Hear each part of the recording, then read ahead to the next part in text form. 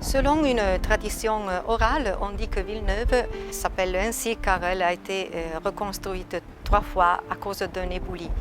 Mais là aussi, il n'y a pas des épreuves sur ça. Au contraire, le bourg de Villeneuve a été fait construire par le comte Philippe Ier en 1271. Et en 1273, c'est-à-dire 2 ans après, le comte même l'a doué de franchise, qui figure parmi les franchises les plus anciennes du Val d'Aoste. Grâce à ces franchises, les filles pouvaient hériter. Qu'est-ce qu'il peut voir un pèlerin à Villeneuve? Bon, alors, il y a encore des vestiges très importants. Par exemple, à la Crête, on peut voir encore la tour Colin.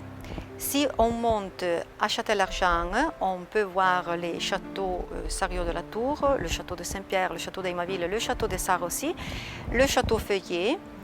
Et si on va en place de l'Assomption, là où il y a la maison paroissiale, autrefois c'était un hôpital-hospice très important qui, selon l'abbé Henri, c'était l'un des plus somptueux de la vallée d'Aoste avec ses 13 lits par rapport aux autres hôpitaux-hospices comme par exemple celui de Leverogne qui en avait 2.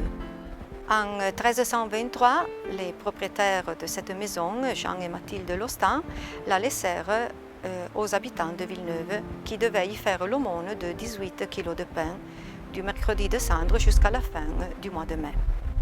Il y a aussi une maison très ancienne, une maison du XVIe siècle, dans la rue centrale, dans la rue Abbé-Serlogne, au numéro civique 26, une maison que, selon l'historien Zanotto, était de pertinence de Châtel-Argent. Elle est caractérisée par un architrave surmonté par un motif à quille renversée qui se reproduit aussi sur la fenêtre du 2e étage.